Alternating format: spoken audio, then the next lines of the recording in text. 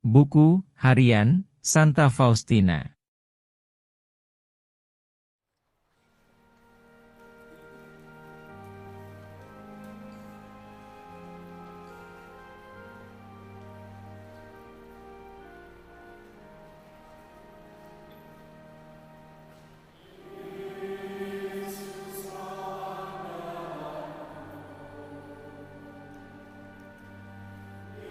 Catatan nomor 76.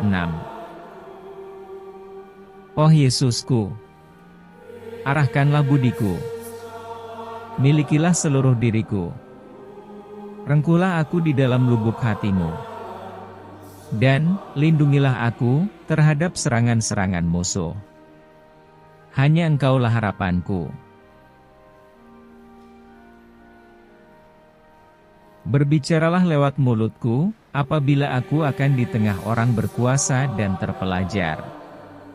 Aku yang hina dina ini, supaya mereka tahu bahwa karya ini adalah karyamu, dan bahwa karya ini datang daripadamu.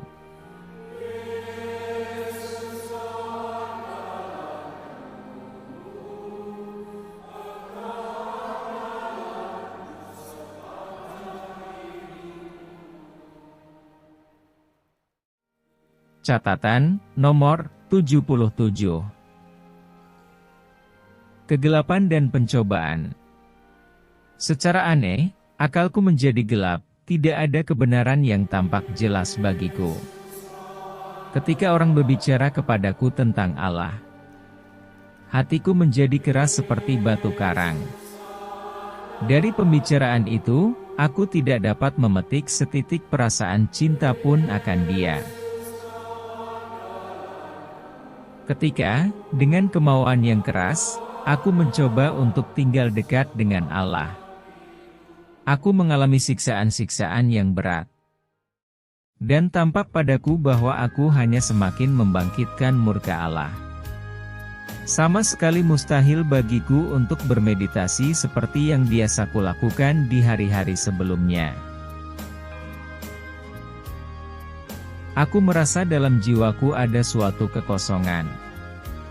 Dan tidak ada sesuatu yang dapat kuisikan ke dalamnya. Aku mulai menderita rasa lapar yang luar biasa, dan aku sangat merindukan Allah. Tetapi aku merasakan diriku sama sekali tidak berdaya. Aku mencoba membaca dengan lambat, kalimat demi kalimat, dan dengan cara itu melaksanakan renungan. Tetapi ini pun tidak ada hasilnya.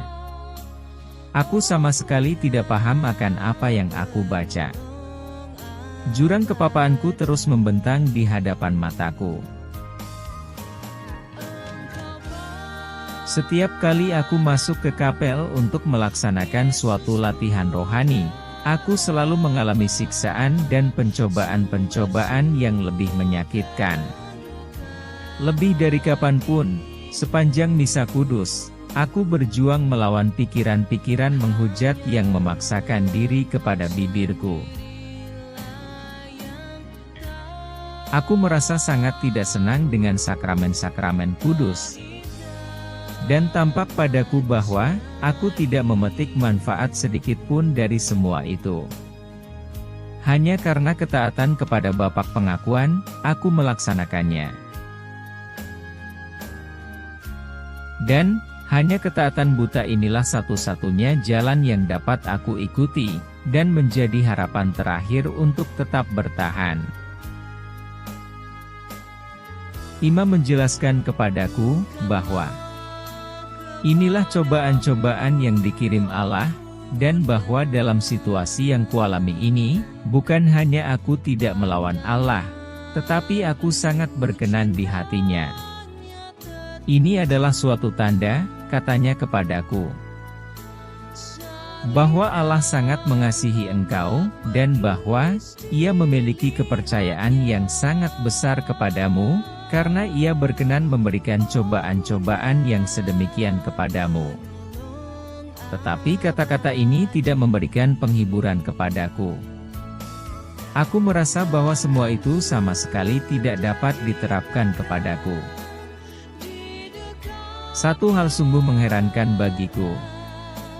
Seringkali terjadi bahwa, pada saat aku sangat menderita, siksaan-siksaan yang mengerikan ini tiba-tiba lenyap tepat pada saat aku menghampiri kamar pengakuan. Tetapi, begitu aku meninggalkan kamar pengakuan, semua siksaan itu akan kembali mencekam aku. Bahkan dengan lebih hebat. Maka, aku lalu sujud di hadapan sakramen Maha Kudus sambil mengulang-ulang kata-kata ini. Bahkan, kalaupun engkau membunuh aku akan tetap berharap kepadamu. Rasanya aku akan mati dalam sakratul maut seperti ini. Tetapi, gagasan yang paling mengerikan bagiku adalah keyakinan bahwa aku telah ditolak oleh Allah. Kemudian pikiran-pikiran lain muncul dalam hatiku. Mengapa aku harus bersusah payah mengejar keutamaan dan melakukan perbuatan-perbuatan baik? Mengapa aku harus mati raga dan menghampakan diri? Apa manfaatnya aku mengikarkan kaul, berdoa, menderita, dan mengorbankan diri? Mengapa aku harus mengorbankan diri terus-menerus? Apa manfaatnya kalau aku sudah ditolak oleh Allah? Mengapa aku harus melakukan semua usaha ini? Dan di sini, Allah sendiri tahu apa yang sedang bergolak di dalam hatiku.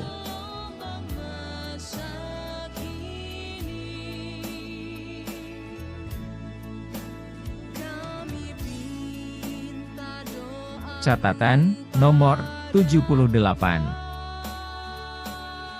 Sekali peristiwa, ketika sedang ditimpa penderitaan-penderitaan yang menakutkan, aku pergi ke kapel dan berkata dari dasar jiwaku, "Lakukanlah apa yang ingin kau lakukan terhadapku, oh Yesus. Aku akan menyembah Engkau dalam segala sesuatu. Biarlah kehendak-Mu terlaksana dalam diriku, oh Tuhanku dan Allahku, dan aku akan memuji kerahiman-Mu yang tak terbatas." Lewat doa penyerahan ini, siksaan-siksaan yang mengerikan itu lenyap dari aku.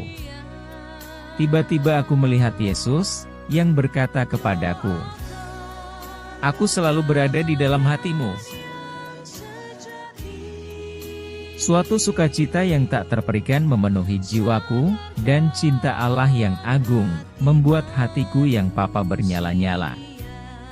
Aku melihat bahwa, Allah tidak pernah mencobai melebihi apa yang dapat ditanggung. Oh, tidak ada suatu pun yang aku takutkan. Kalau Allah mengirim penderitaan yang sedemikian berat kepada suatu jiwa, Ia pasti menguatkan jiwa itu dengan rahmat yang bahkan lebih besar, meskipun kita tidak menyadarinya. Pada saat-saat seperti itu, suatu doa penyerahan memberikan kemuliaan yang lebih besar kepada Allah, daripada banyak jam doa yang penuh dengan penghiburan.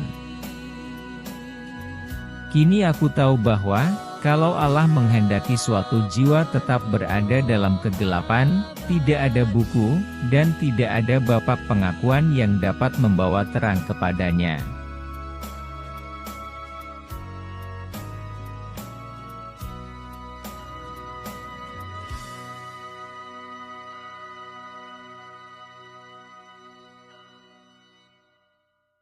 Catatan, nomor 79.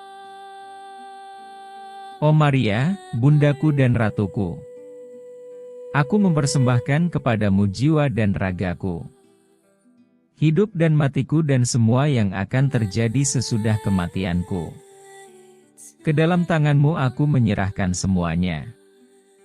Oh bundaku, naungilah jiwaku dengan mantel suci-Mu, dan mohonlah bagiku rahmat kesucian hati, jiwa, dan raga.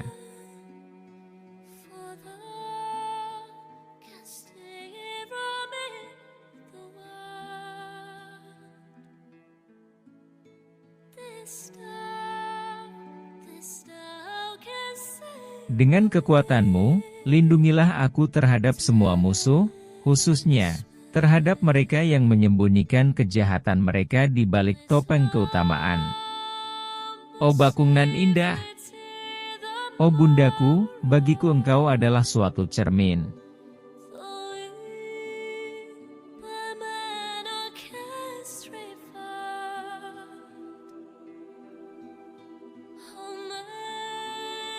Catatan, nomor 80. Oh Yesus, tawanan kasih.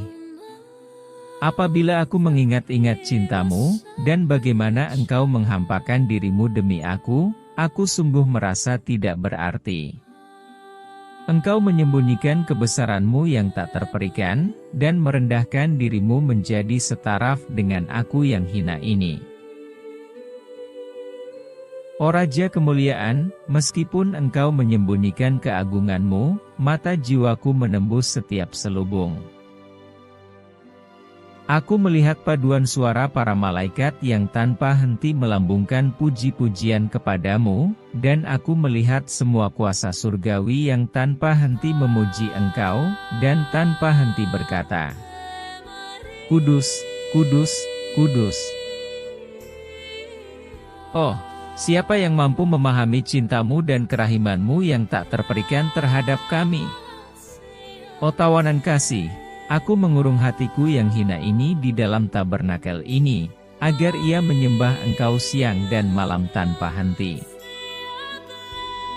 Aku tidak mengalami rintangan apapun dalam sembah sujud ini, dan meskipun secara ragawi aku jauh, hatiku selalu tinggal bersama engkau.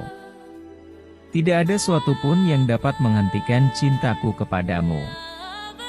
Tidak ada rintangan yang menghalangi aku.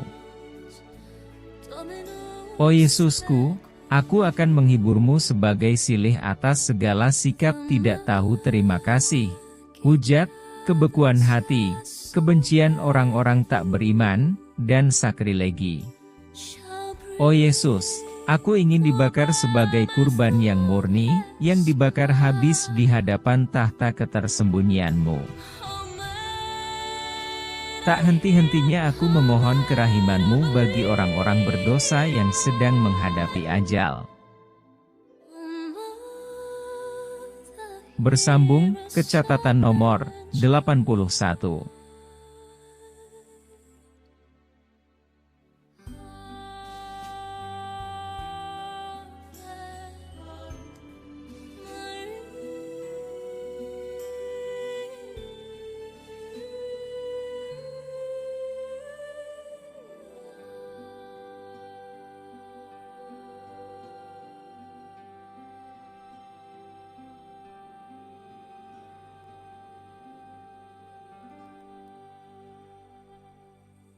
Terima kasih, Tuhan Yesus memberkati.